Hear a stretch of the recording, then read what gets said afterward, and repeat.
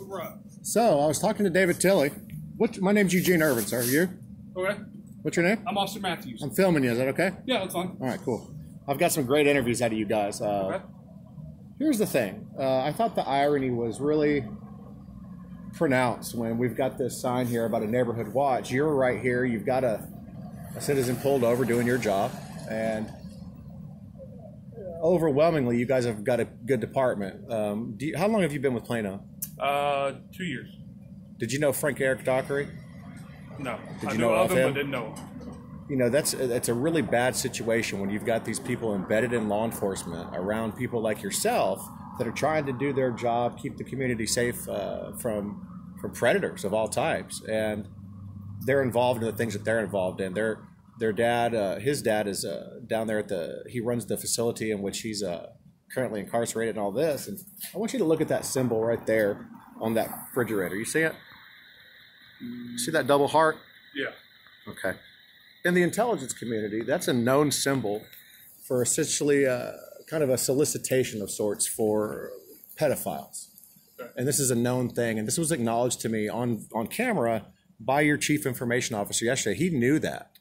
And I've observed, and many other people have observed as part of a multi-agency effort, trafficking going on right here. Okay. And so I want you to be aware of it as an officer just for your own safety, because there's people in the department. We know there's a protection racket in your department right now. And that's not something that... There's a what? I'm sorry. There's a protection racket in your department to keep this hidden. You understand what I'm saying? And so this thing didn't stop with Frank. We're aware of that. And if you're not a part of that, and I'll tell you straight up, we know that these guys have been involved with Freemasonry and other things. As conspiratorial as that sounds, listen, I've known some great Freemasons, okay? And if you're a traveling man, it doesn't bother me, okay? But the bottom line is, when you get up into the higher degrees of Freemasonry, there's a lot of ancient practices which most of the lower levels have no idea about.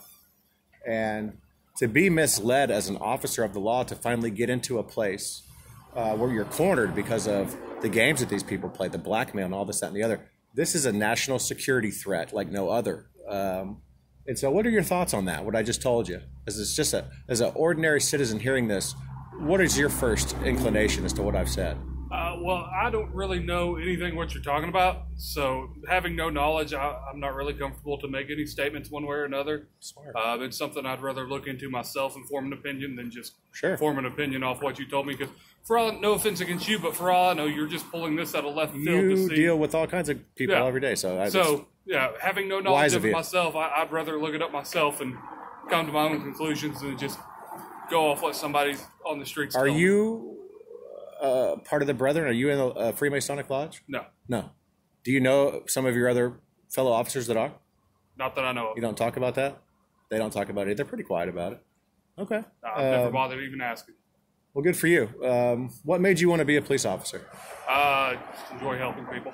I think that's correct. I get that feeling off of you. And so you were very responsive to wanting to talk with me, and I appreciate that. And I haven't always... Plano's